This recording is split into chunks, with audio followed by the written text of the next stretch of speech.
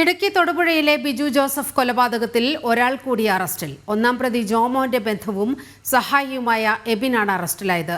കുറ്റകൃത്യത്തിന് ശേഷം ജോമോൻ ആദ്യം ഫോണിൽ വിളിച്ചത് എബിനെയാണ്. ജോമോന്റെ ഭാര്യയെയും പോലീസ് ഉടൻ അറസ്റ്റ് ചെയ്തേക്കും. ബിസിനസ് പങ്കാളി ബിജുവിനെ കൊലപ്പെടുത്താൻ കൊട്ടേഷൻ നൽകുന്നതുൾപ്പെടെയുള്ള കൃത്യമായ വിവരങ്ങൾ അറിയാവുന്ന ആളാണ് എബിൻ. ഒന്നാം പ്രതി ജോമോൻ പിടിയിലായ എബിനുമായി ഇക്കാര്യങ്ങൾ ചർച്ച ചെയ്തിരുന്നു.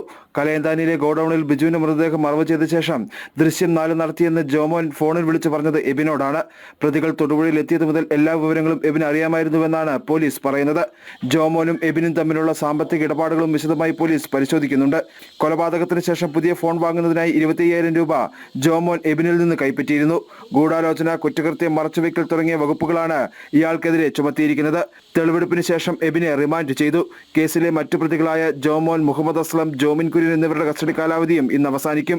കേസിൽ ജോമോന്റെ ഭാര്യയുടെ അറസ്റ്റ് ഉടൻ രേഖപ്പെടുത്താനാണ് പോലീസ് നീക്കം. ഹാജരാകാൻ നോട്ടീസ് നൽകിയെങ്കിലും ഇവർ നേരിട്ട് എത്തിയിട്ടില്ല. ഒളിവിലാണെന്നാണ് പോലീസ് പറയുന്നത്. ജനം, ഇടുക്കി.